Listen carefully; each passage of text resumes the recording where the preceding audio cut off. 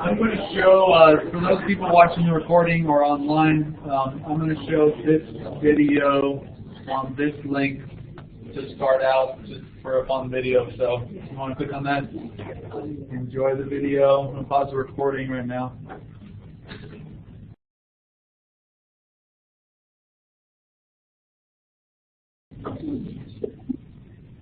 Sorry, I had the volume on. Hopefully it didn't bother you too badly. So, okay, like I said earlier, that we're going to do 3 activities. So we're going to do the second one right now. So I'm going to give you a handout, which is in fact this handout. So let me share that with the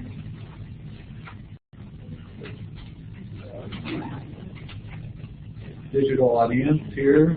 So this is the handout we're going to look at. Well, it says groups of 2 to 4. That's what you're at in the table already. So what I want you to do is move. So move at least 2 people from each table need to leave that table. Or at least half rounded out of the people. So if you have 3, 2 people leave. You have 2, 1 person leave. You have 5.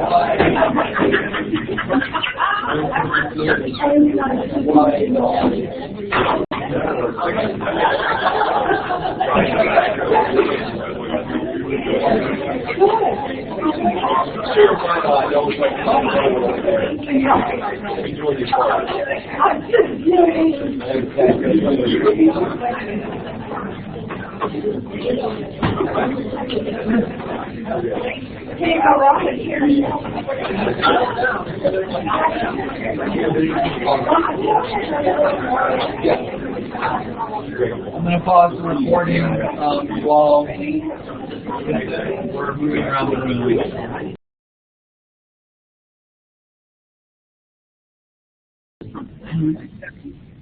Yeah, start working on the postage stamp problem now. I just finally handed them out to the room here, so. And if you're watching the recording, think about this problem here. So,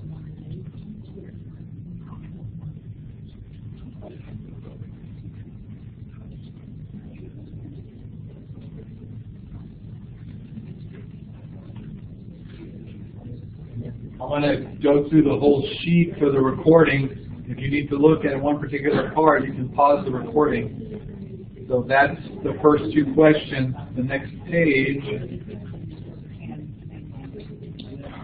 here, so you have a 3rd question.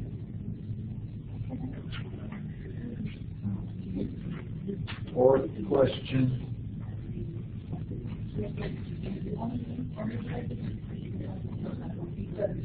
I think that's it.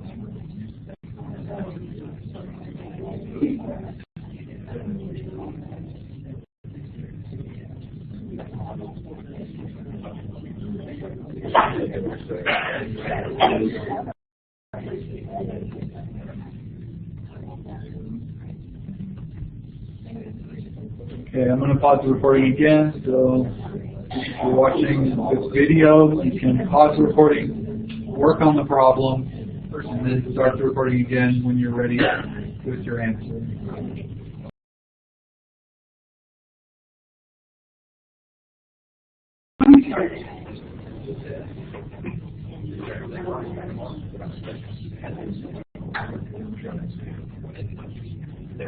Okay.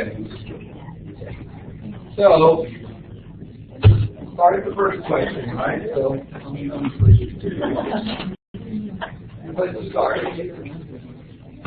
So you have the 5 cent, and 7 cent stamps. You want to combine them to get first 4 particular numbers, right? 4 particular amounts of cents. So I'll ask our group for the first 3, and then Martha to do 51 cents. So if they have one.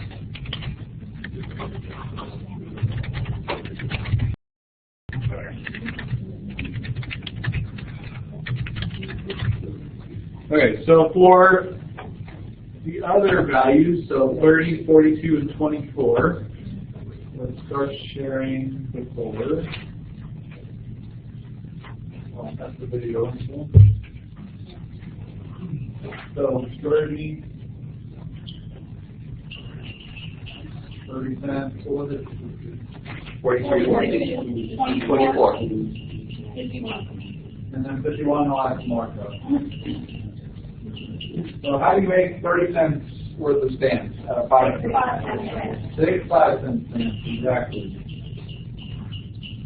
How do you make 42?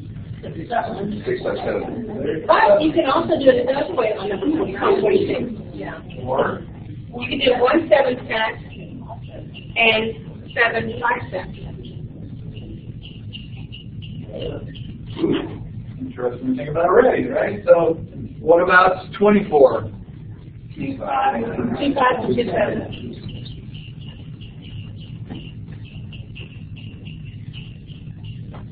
Okay, Martha, what did you get for 51 cents?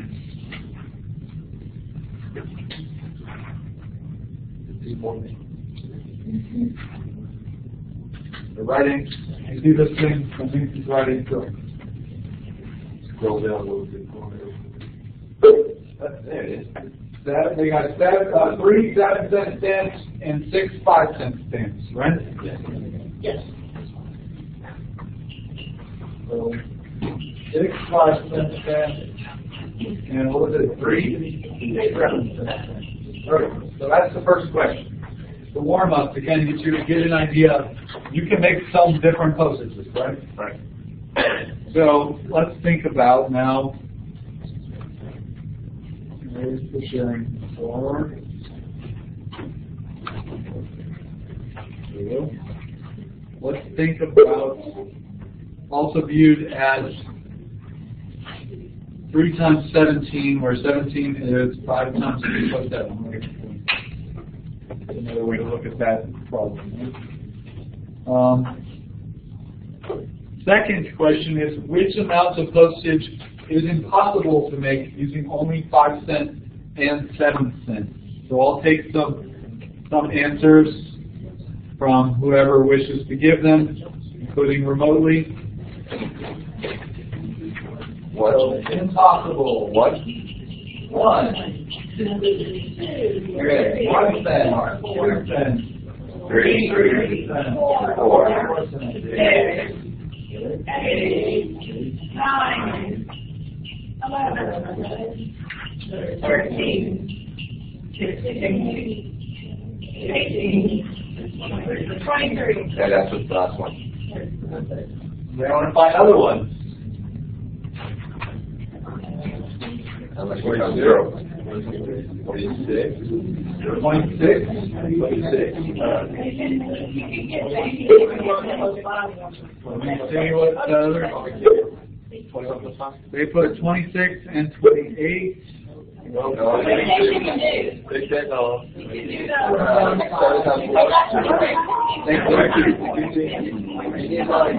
And 33. 25.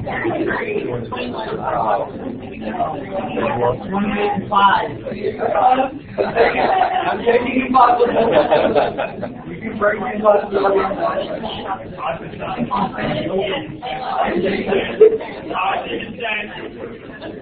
And 43 is the biggest impossible value.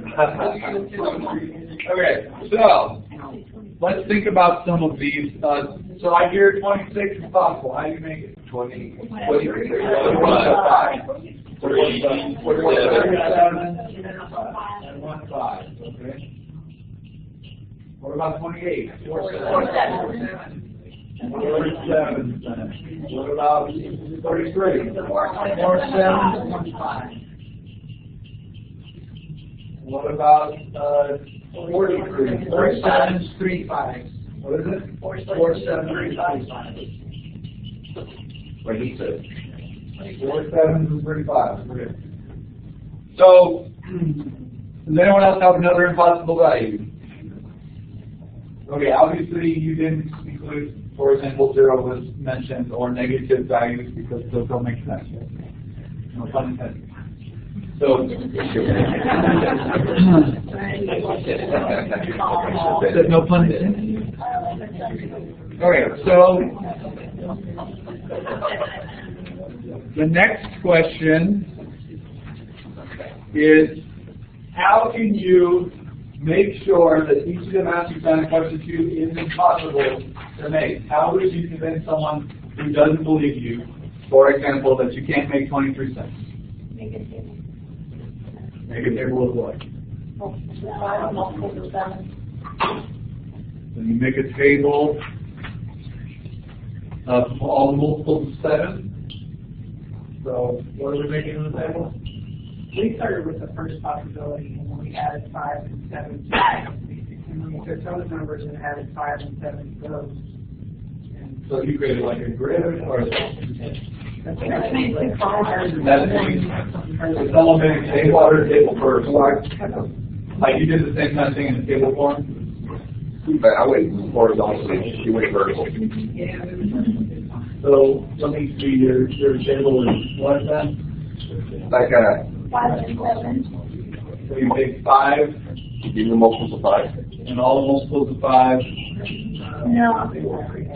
That's all we had. That's how I did it. Then 5 and 7.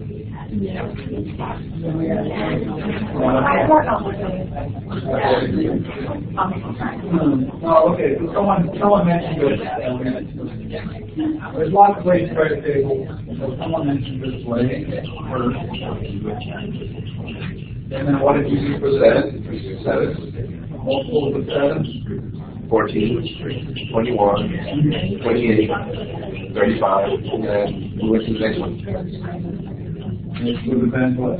12, 5 plus 7. Okay. So that sounds similar to what you did.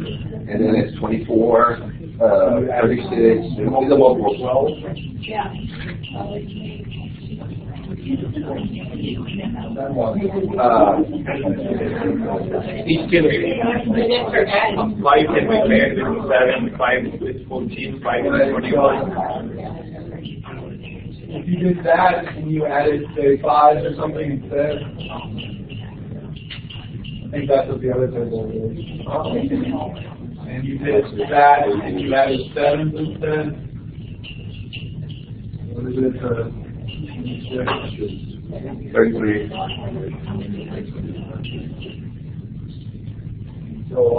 So you make a table and you don't find 23 in your table, right? How do you know that your table is exhaustive? If you put them in order, all possibilities. Any other ways that you could guarantee me that you can't make a 23 cent thing? We tried to create a formula. And I'm using that word very loosely, but we said if you take the total value that you want to create, say, pick a random number. 23. 23, okay? And you subtract, the formula we came up with was the total value you want to create minus 7 cents times whatever number. So minus 23 minus 7x, okay? All divisible by 5. And if it does not come out to an integer, actually not even an integer, A whole number. then you cannot make it. So you would look for discrete values in a table.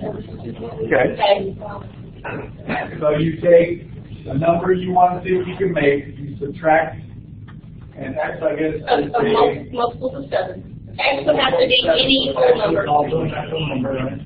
Actually, X could even be 0. Because Or you could zero, have so I guess natural, whole number. whole, Yeah, natural, it's a whole number. Right. Okay. Natural including 0. There you go. Okay. Even if it doesn't go zero. And if it doesn't come out to an integer, well, even a natural number, then you know that it's That's right. and then it's possible. So this is not. So how can you convince me that this is not an actual number for any X?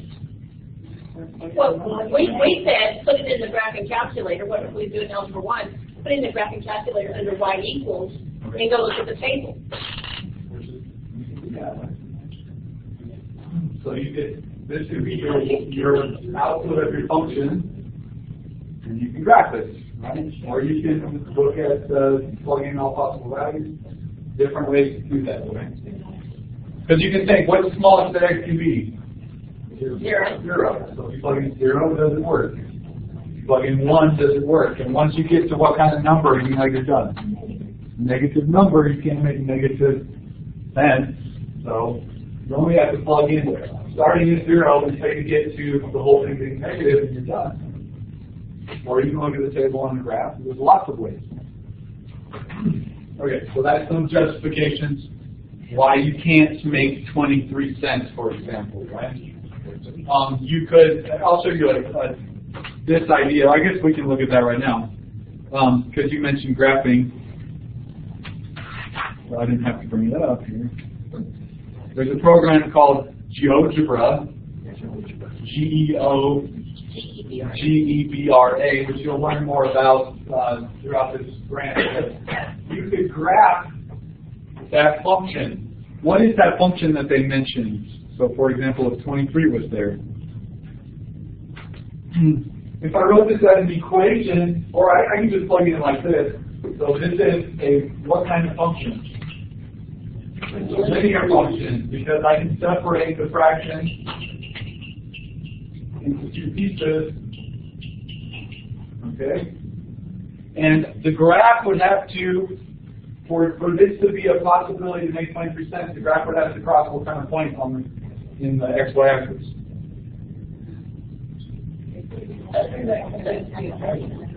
It can't be a decimal, so it has to cross on the exact point. It has to cross at one of the integer points, the lattice of integer points, right? Right. So however you want to say that.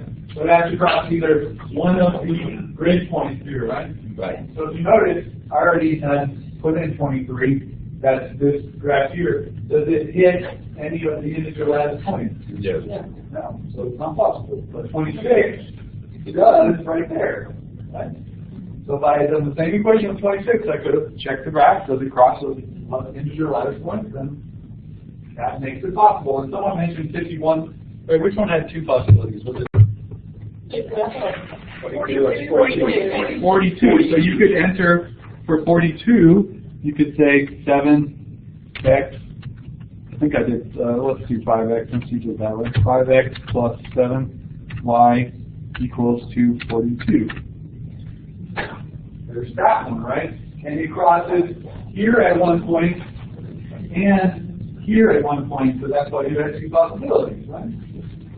It crosses 2 integer lattice points. So there's 2 ways to make it. Okay.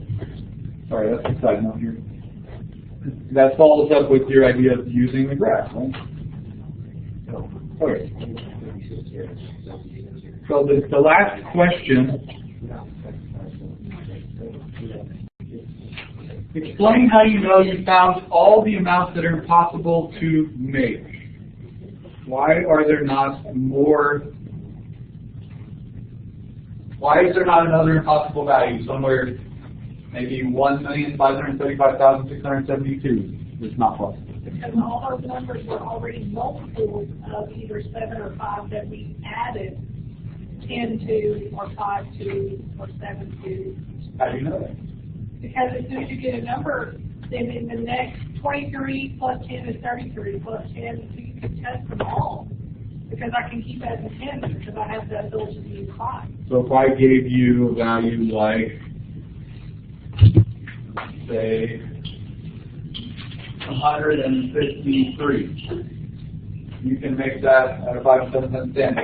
Yeah. How? Well, you find this stuff. You find a multiple of 7 that ends in 33. Oh, you're finding a multiple of 7 ends in 3, which is what? 33. Multiple of 7 that ends in 3. It's 63. 63. 7 times 9 is 63, right? Yeah. So you were doing it a different way. You found the first one you could make, and then you just added 10. So this was 63. And so you know that 90. 7 times 9, you shouldn't be writing right there. 7 times 9 plus, and then you have to add 94, so that's 5 times 18. 18. And you can do that for any of them, right? Like 117. So that's 1 7 and 1 7 And 22 5. and 22 5, right? So that's a smart way to think about it. Once you get to a number you can make with the n that you want, you can add 10 as many times as you want because you have 2 5s. Right? So that's a smart way to think. I never thought about it that way. Actually, that's pretty smart. What's the way you thought? I'll show you, and that's one you guys show me. So any other way?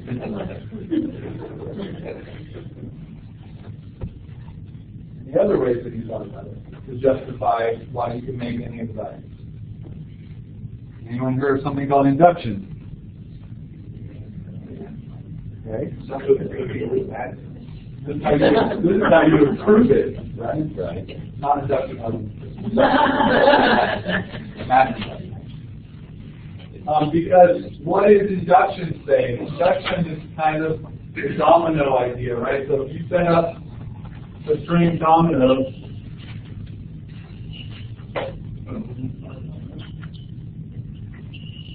well, I set up a string of dominoes. I guess I'll make it down over here. How do I know if I tip this first one over that this one's going to get tipped over? Because each domino knocks over the next domino, right? So this is the idea of induction. You knock over the first domino, okay? For example, you said 23 was the biggest, so you knock over 24. You can write it out. 2 7. 2 7, we're going to do that, right? 2 7 plus 2. Okay? And then what you say is, if I have a domino bigger than or equal to 24, and I know I can make it, can I make the next one? And you have to show that, demonstrate that, right? And how does that prove this? Because 24 will be the first domino. If you show that any domino knocks over the next domino, you already know 24 is knocked over, they all get knocked over. Right? That's how induction is. That's the proof. So why, if I know n can be written as 5x plus 7y, where x and y are both natural numbers, possibly 0, you know, believe that's natural numbers. Natural numbers plus 0. How do you know you can make the next one? N plus 1.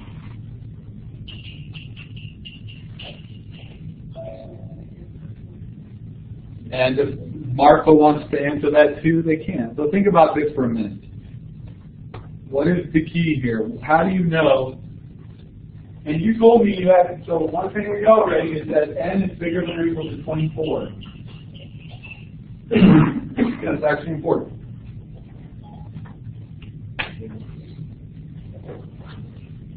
So I'll give you a minute to think about this. How do I know if I can write n, any number n is bigger than 24, as 5 7 cents that I can write the next one, no matter what n is. Now you already showed me how you can make them all with a smart trick of finding the right end and then adding the appropriate tens, right? Which works. That actually pretty good. I never thought about that. That's actually really fun.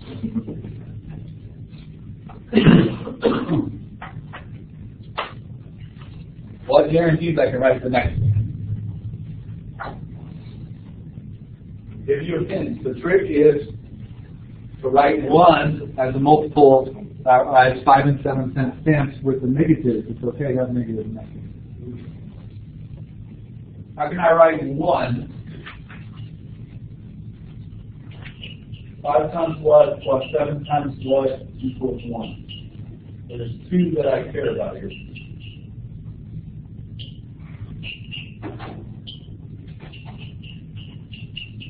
Five times 3 and 7 times 2.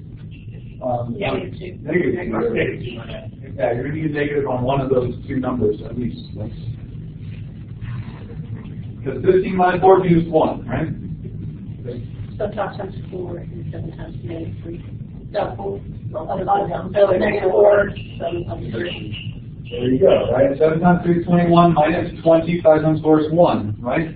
Why is that important?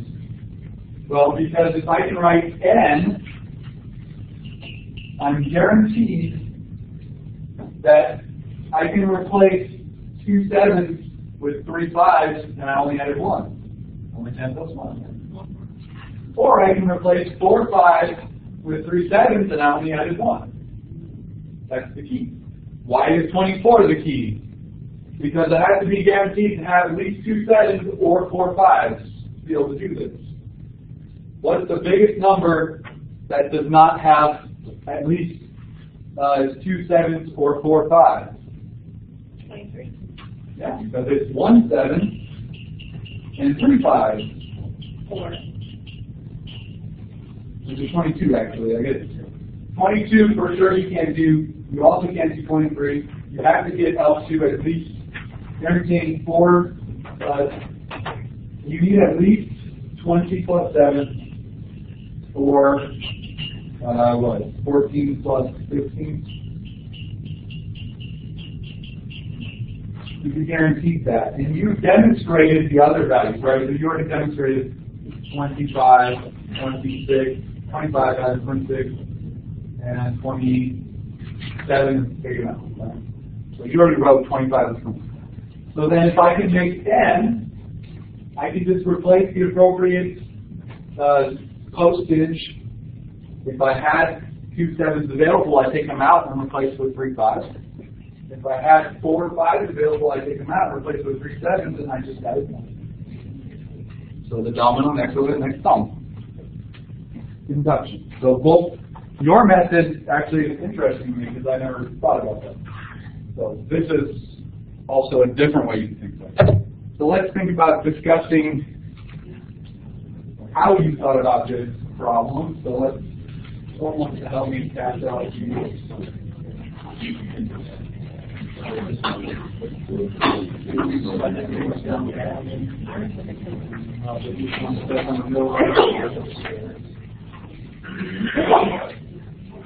So as far as the remote people go, they didn't say anything. Actually, Warren looks like he's writing something, but I don't see anything happening. Maybe he's writing along this one.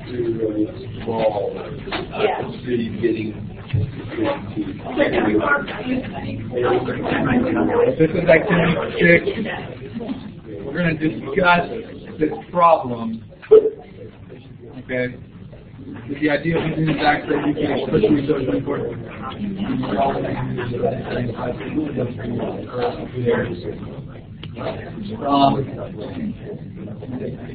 Yes, except they picked value with each of the 10 possible ending digits. So 20. So something that ends in a 0, 1, 2, 3, 4 up to 9, and then they added the appropriate 10 to get to any of the numbers. So it actually happened on your end too. That's pretty interesting. Okay, so we're going to look at this discussion.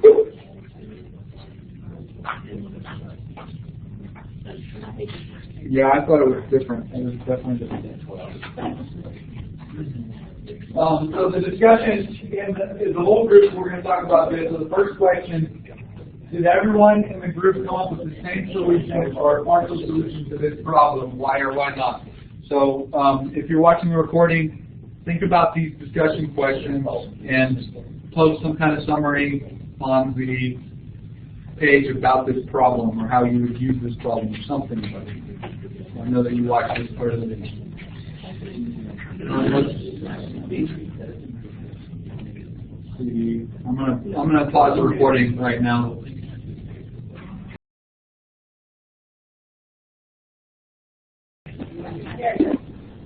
And if Martha, if you want to share any of your thoughts about this first question, I guess it's a little hard for your group because you only had one group in there. So. But did anyone come up with a different method, or did everyone come up with the same method to solve, or get partway to the solution? Did anyone come up with a method that wasn't shown, that we didn't talk about? Okay, so it seems like actually most people in the room tried the same kind of tabular method in some sense, right?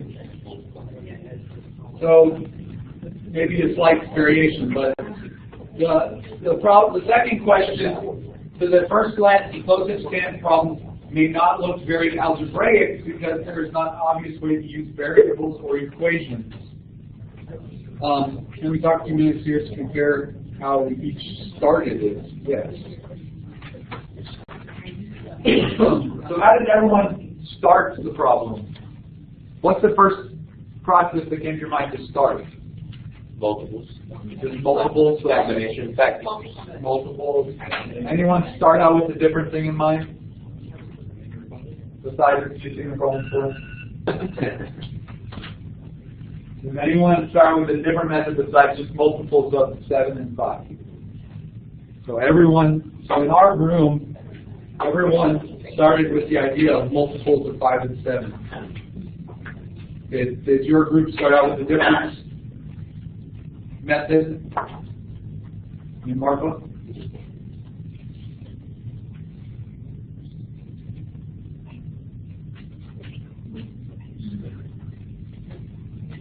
I don't know.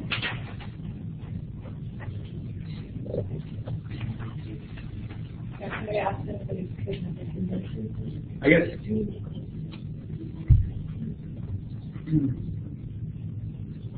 I guess I will continue on to the second question. I don't know if you're having technical difficulties or they're just going to be honest.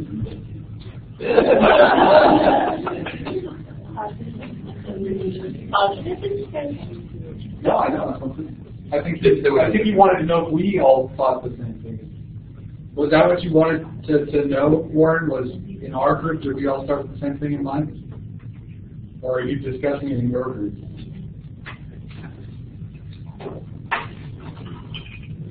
It might be technical difficulties.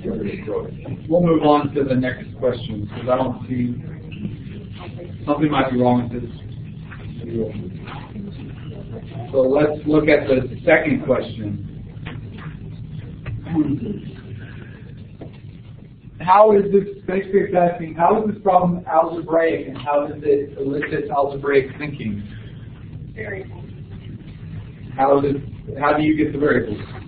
Because you have two quantities that can change. Okay. So it makes you think of variables. Why would you think of variables? Because it could be more than one answer. More than one answer. Different combinations. Well, because it's combinations of 5 cents and 7 cents. So when you think of an equation, you've got X and Y. So you assign Y to one, value one to the other, and you come up with your total. And so it's just naturally you thought of making them the variables. So we actually work backwards. So how did you work backwards? In fact, that's one of the farther discussion questions. Because you always start with the answer and how much sense you're trying to create, which is essentially more like an answer kind of format, and then you try to see how the 5 and the 7 fit into that answer. So did you hear what she said? That you're actually working backwards, which in the algebraic habits of mind was the doing-undoing category, right? Yeah. Because you start with an answer, like they stated, with the value you want, like the first question. They gave you 4 values. Started with an answer, and you had to work back to find the number of 5 and 7 cent stamps. That's really working backwards or undoing the process, right? Which, because you're trying to find the 5 and 7 cent stamps, might be a little more involved than just plugging in numbers. Right? So, any other ways that this problem elicited algebraic thinking? well, when people make tables, they were organizing information. Organizing information? looking for patterns in the numbers that they couldn't make, and then the patterns in the numbers that they could make. So you're looking for patterns to lead to the ideas, abstract ideas as well, right? Is your are you? Let me see.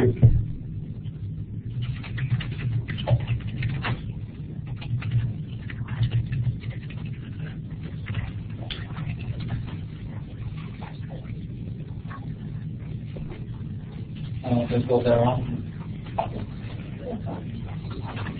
I can spell difficulty, right? Yeah, it's done. I think they are. Throughout the whole day, he's been answering all kinds of stuff. I don't see anything happening. Oh, no, he's right.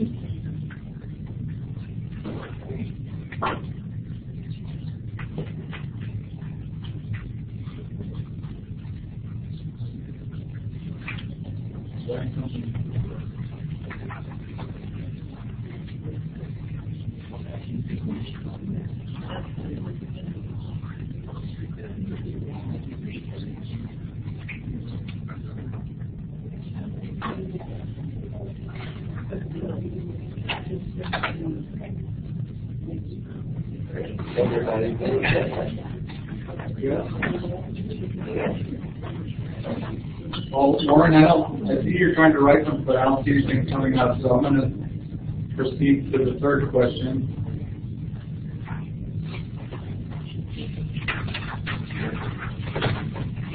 The third question on the next page.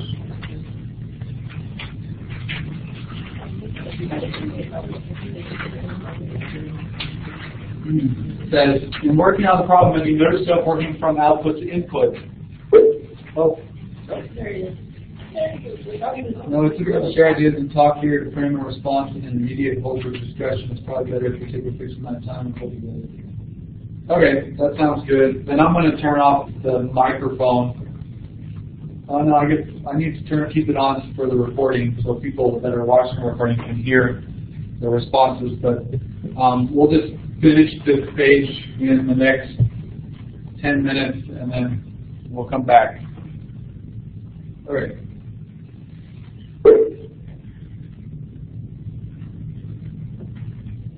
Yeah. I know. All right, so problem 3, or the third discussion topic, did you notice that you were working from output to input, which actually was brought up, that people, pick a post's value and figure out if they can make the stamps to fit that value. So that's really working backwards. And then it asks, how did different group members work from output to input to answer a question such as, how can I make 53 cents worth of postage? So what different ways, if you were given 53 cents and you hadn't heard all these answers yet, how would you have gone about making that? Some people already had an answer, which was what? Taking out the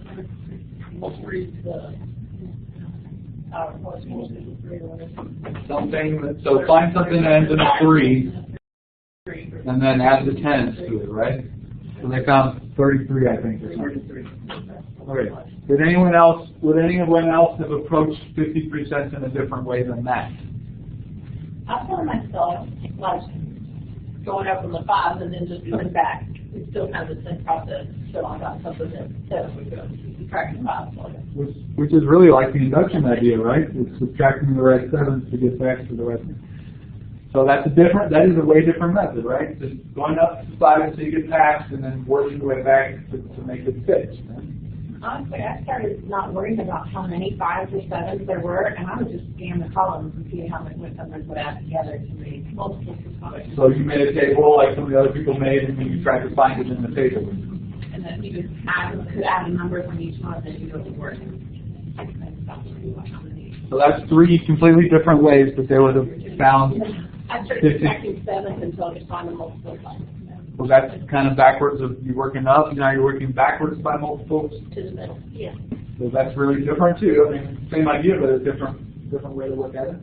So those are 4 different ways to get 53 cents, right? And then the way I you know, the induction way, you set up, you know, what I would have done is probably try and find the multiple 5. So 50 is 5 times 10, and then you could work up by 1 at a time to get 53. Or you could get maybe closer to 7. I don't know what's the closest multiple to 7? 49 and conflict, right? So 50 is 10 5s. So if you want to go up by 1, you have to take away 4 5s and add 3 7s, right? So you can keep doing that. Take away 4 5s and add 3 7s. You don't do that twice because you'll be down to 2 5s already and 6 7s. And then you do the other process by taking away 2 7s and adding 3 5s. So you have 5 5s and 4 7s. So they could have done it that way too. And apparently, Josh initially set up 2 linear equations as a starting point. It doesn't lead to an answer to the original question, but it is close to determining how many combinations work for each different total, right? And so someone else had brought up that too, setting up that linear equation and checking it if it fits, right? So that's the fits method to find the closest. So they're all algebraic type methods, but they're all totally different, right? So the last question was one feature of abstracting from computation, which is one of the algebraic habits of mind, right? Is it is often useful for working on this problem is looking for shortcuts in computation, which was mentioned as well. What computational shortcuts do group members use as they work on the problem? How were these computational shortcuts useful? We've already been talking about them, but you can re-mention them. What computational shortcuts did you use?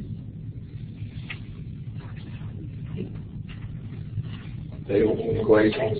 You can make equations. You Give a number and then add 10. give a number and add 10. That's a shortcut, right? Because you know our base 10 number system works the way it does. You can add 10 and get up to any number as long as you have the proper last digits, right? You have equations. You have knowing how our number system works and adding the right amount of 10. Once we have the correct last digit. Any other shortcuts?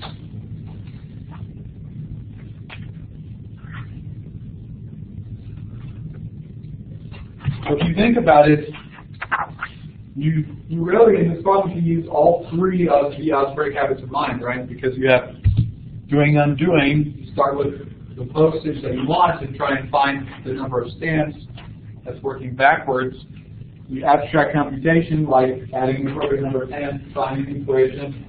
Finding the equation also fits in the building rules to represent functions, right? That's really what it is. You're making a function to fit this problem. You're making a rule. Okay. So, let's move on.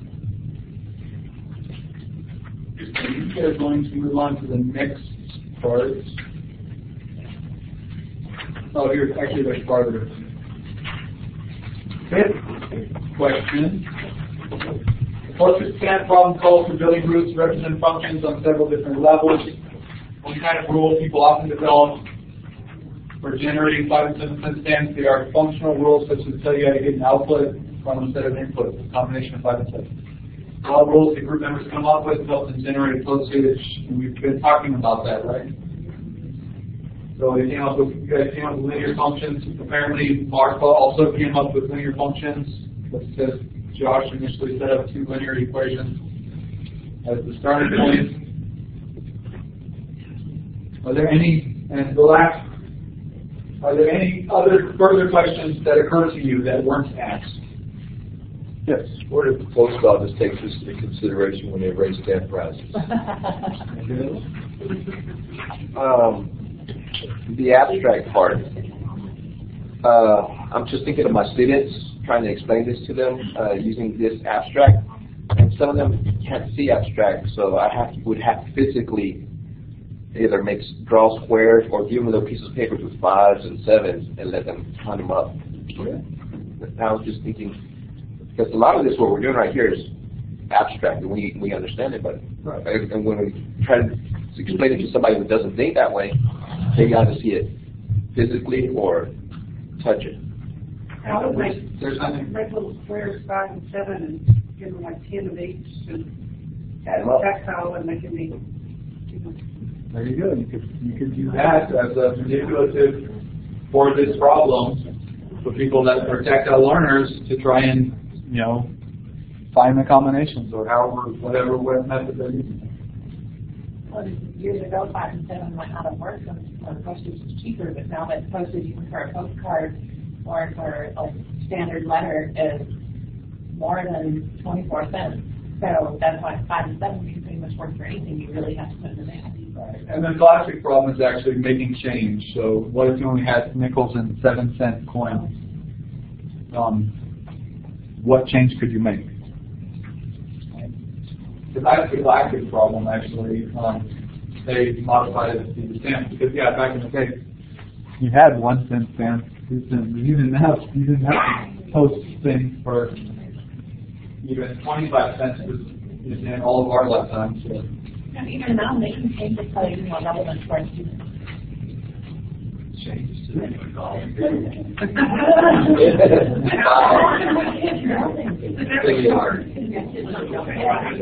Well, you could ask, you know, why don't we get rid of pennies? Because pennies cost 2 cents to make.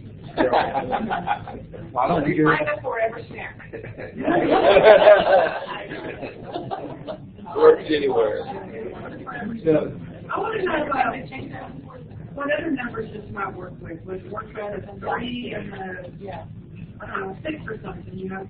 That's a good question. What other numbers would this work with? What's special about 5 and 7? Prime. They're both prime. Oh, They're both odd prime. There's only one even prime. Way to go, Joe. Way to go. That's true, though. That's good. If you use you could use 2 cents and some other prime, but it would be less interesting because 2 is such a small number, right? So why is 5 and 7 a good choice?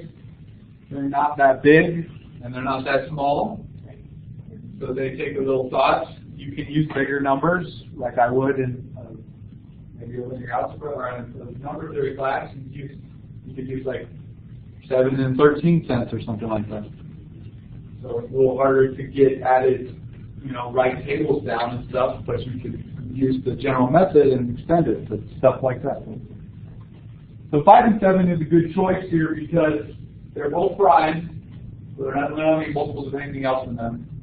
The key actually is that they're relatively prime. They don't have any factors in common. You don't have to use primes. You could use 4 and 7 because they don't have any factors in common. As long as you do that, you're okay. So they're relatively prime, and they're not that big, so you can actually write down some calculations. Right? If I gave you 13 and 17 cents, how's your table going to look? It's going to be ridiculous. Right? So they're approachable by us and students, and so they're a good choice. So you could use. It works well as long as the 2 numbers don't have any factors in common, which is called relatively prime. You can still do it otherwise, but then you're going to run into possibilities you can't make forever. So. Like if I said 4 and 6 cent stamps, I'm never going to be able to make an odd number, right? So I'll never be able to make even 101 cent stamp or 1,575,363 cent stamp. I can't make those because. Yeah, but that would still be fun to have the kids figure out that they could never come up with an odd number. Yeah, it is. You know, from 2 to even. It is fun to do those kind of things. I agree. Only people like that. So those were good extra questions. I'm glad I asked that question. Did Martha have any extra questions that they thought of?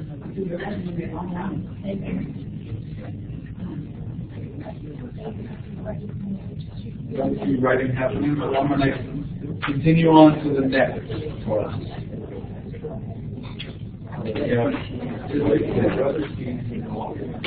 So, like I said, I already introduced the idea of mathematical thinking record, right? I already talked about it a little bit. So we're going to actually do that activity now. So I'm going to pass out another handout. So,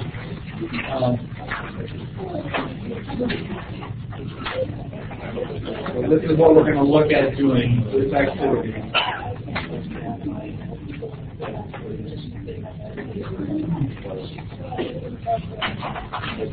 Here is the mathematical thinking record.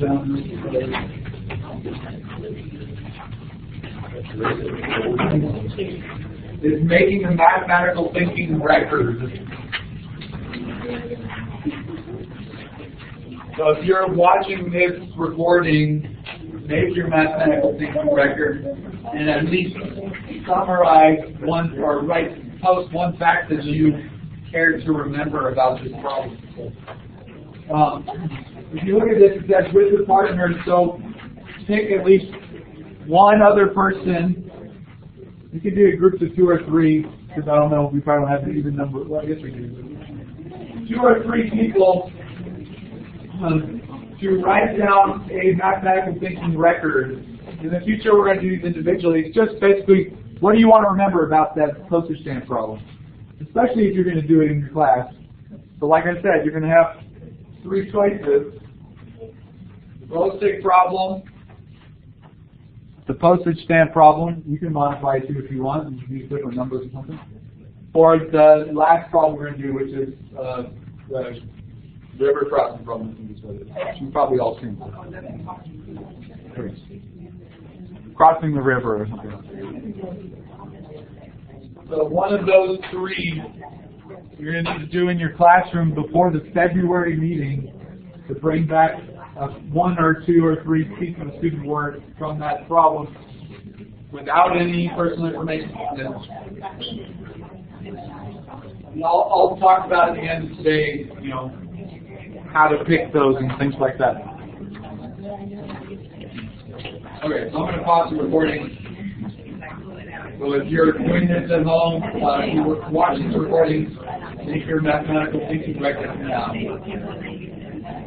And then press play. Make sure you post at least one thing you want to remember from post.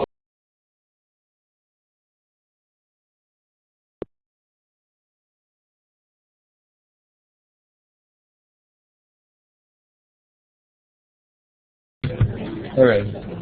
Warren, I just handed out the books to the participants here, so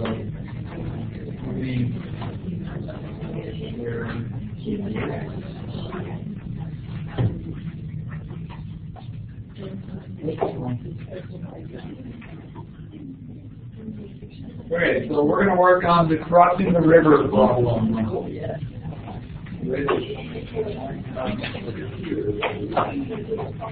So like I said, this is also an option for you to do in your classroom and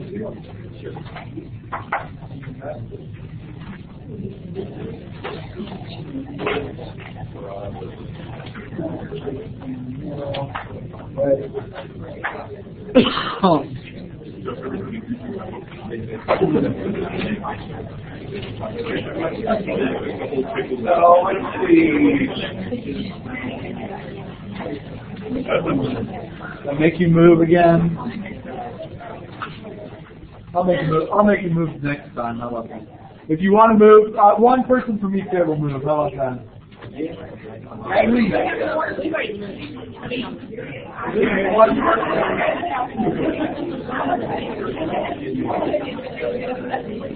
can move. More people can move. They want one person. Next time we'll do like groups by subject and stuff like that.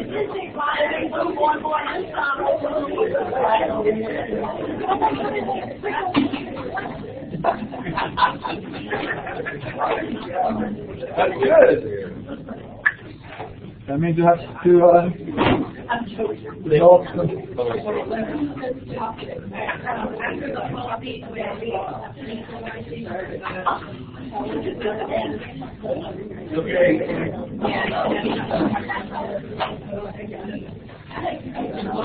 once you're in your table and move and start working on this problem, I'll give you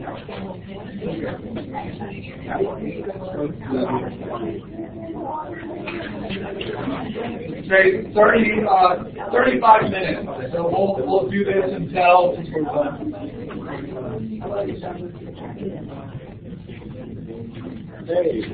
Now 3:20. So at 3:20 we'll come back and discuss your answers. So until 3:20. So if you're at home, you can pause this. Take yourself 35 minutes or so to work on these problems. I'm going to scroll slowly through the worksheet so you can see what it is. Pause it if you need to look at any of these. So this is the first part.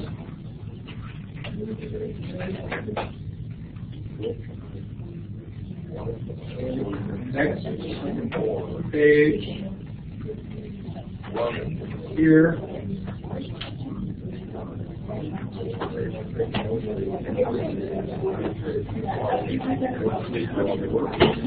Last page here.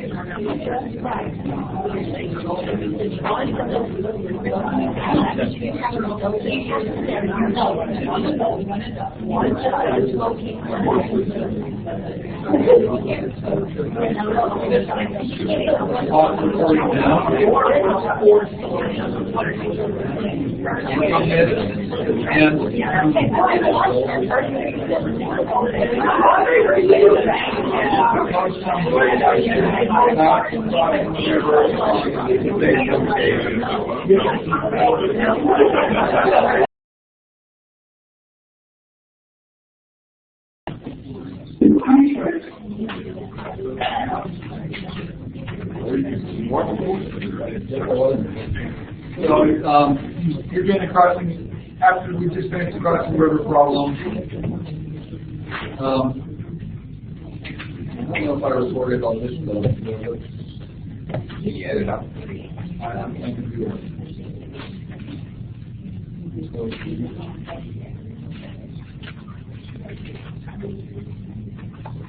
So if you're watching the recording, the answers that we got were 33 for 82, 25 for 6 adults, 2 children, 15, and 61 for 15 adults, 2 children, 13 for 3 adults, 2 children, 401 for 100 adults, 2 children, and the rule was 4A plus 1, and 4 adults plus 1.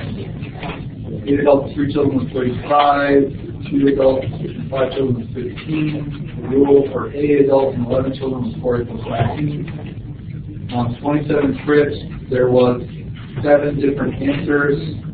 I wrote down some of them. 0 adults, 15 children, 1 adult, 30 children, and 2 adults, 11 children, 3 adults, 9 children, 6 adults, 3 children. So if you're watching the recording now,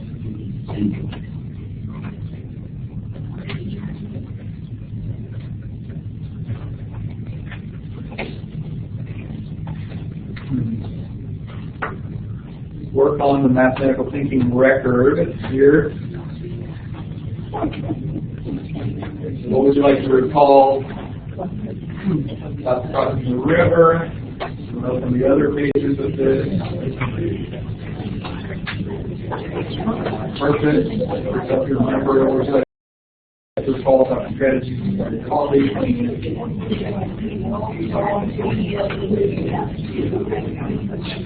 There's electrical and great thinking.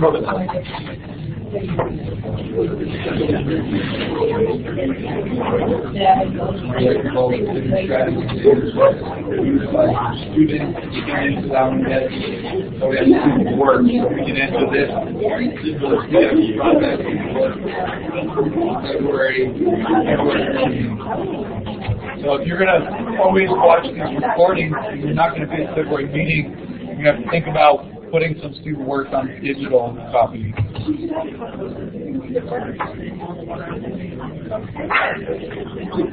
Or go right ahead.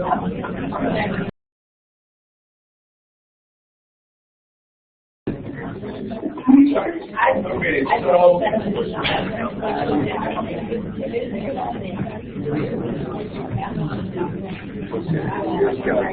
so the thing that I want to show you now is I keep telling you that we're gonna have you bring in student work. So one thing important is you're not going to be here in the February meeting. You're going to have to figure out how to put it digitally.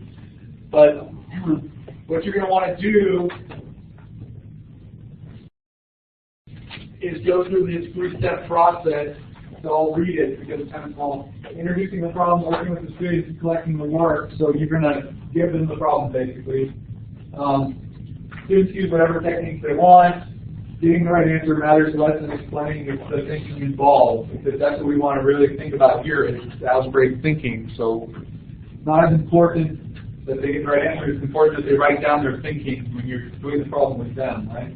So when you bring it, choose one or two pieces of student work that you think will provoke discussion. I'll expand that. Selecting the pieces to bring, it's not going to be the next session, it's going to be the February session, right?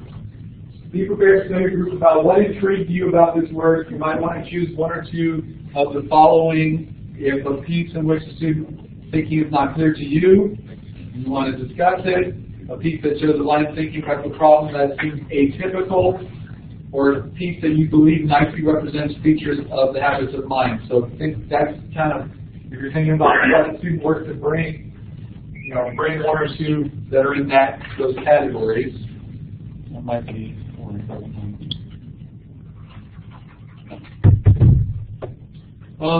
And then make photocopies.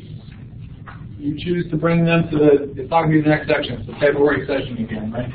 If you have concerns about keeping the data student confidential, talk with your facilitator about options of labeling student work. So don't leave names on it, please.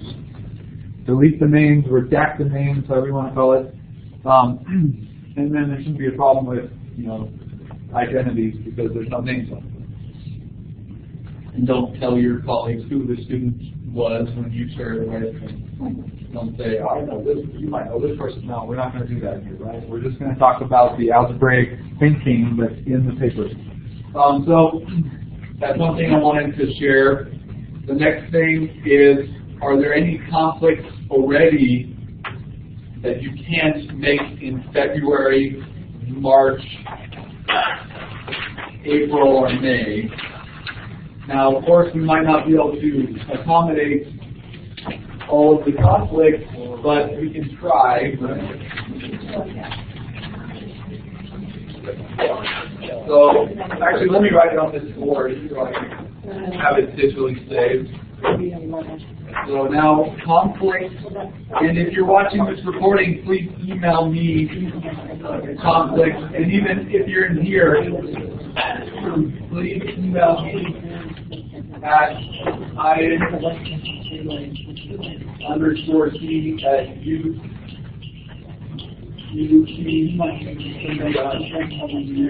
any conflicts you have. Now, of course, like I said, we're going to try to accommodate as many conflicts as possible, but so are there any dates that you can't make it that you want to already have out there? March 5th and March 12th are out. March 5th and 12th, these are conflicts. April 2nd. April 2nd, is that you sure? Yep. And that doesn't say last time. May.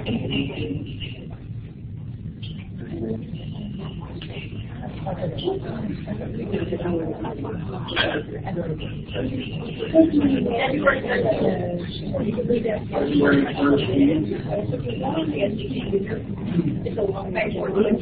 March 26th is out.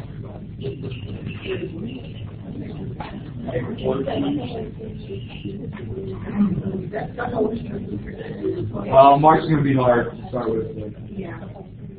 Well, we have a holiday.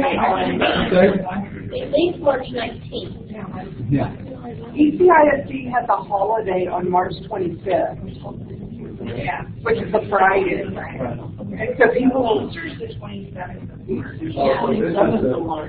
the bad one, then. So this is the Easter holiday. I'm not going to do it the day before Easter. That's not going to happen. Okay, so I get an idea because, I don't want one person saying a conflict and it's only one person. How many people have a conflict on February 13th that they know right now? So I can at least put a number on it. 1, 2, 3, 4, 5 or 6. How many people have a conflict with March 5th? How many people have spring break between March 5th and 12th? ECIC. All of ECSD. What are the other spring breaks in the room? Everyone's the same. This is spring break for most of the people.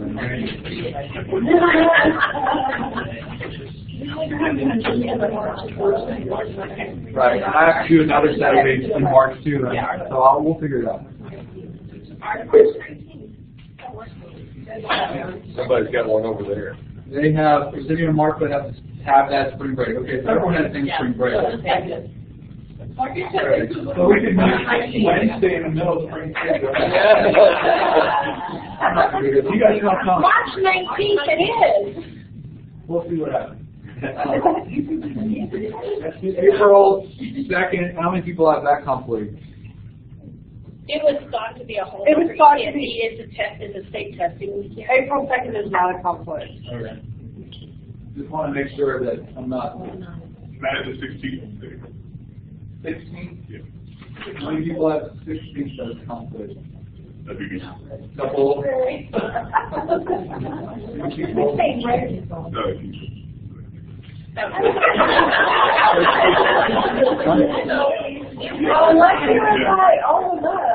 And if it ends up being scheduled when you have a conflict, this means you have to either participate online or watch the video. I would prefer May 7th to be a conflict day because Mother's Day is that week. Oh, yeah.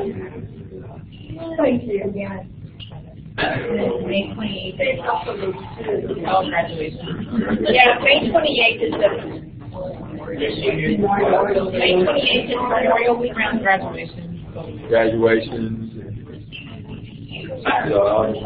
We'll see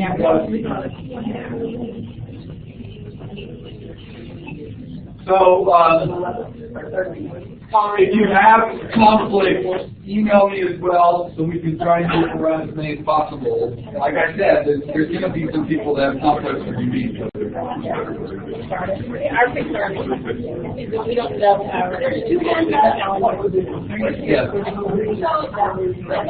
for March, we will see, does that mean there's a possibility it could be one of those 3 days that we have vacation? Is that what you're saying? I might have to do 2 in April or something. I don't know. We'll see what happens because I also probably have to meet March 19th with a different group.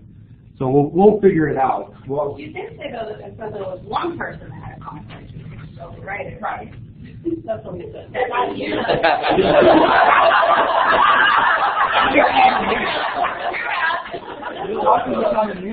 I'm not here, I don't know if that's not what you do.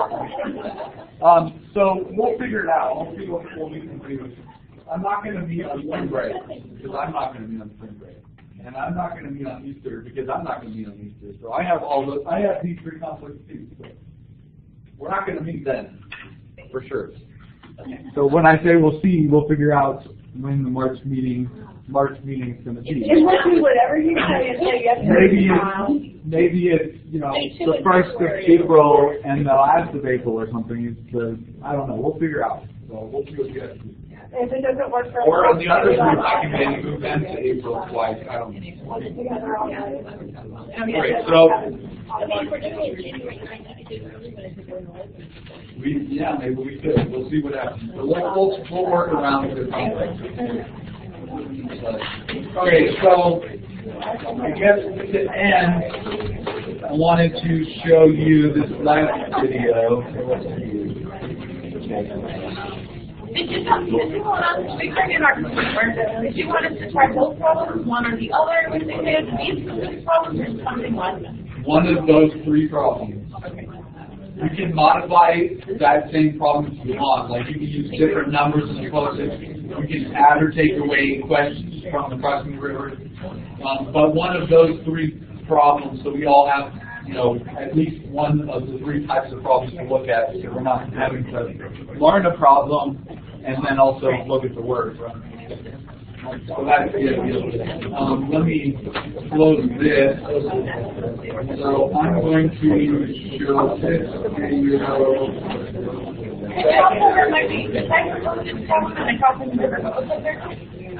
Glow stick problem. My favorite one.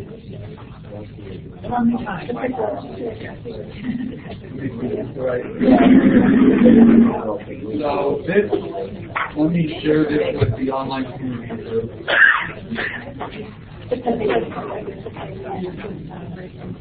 So this is the link. If you're watching the video, this is the link to what the video I'm going to show right now, and ask us a quick question to end. So if you want to watch it, you're welcome. So I'm going to stop the recording now.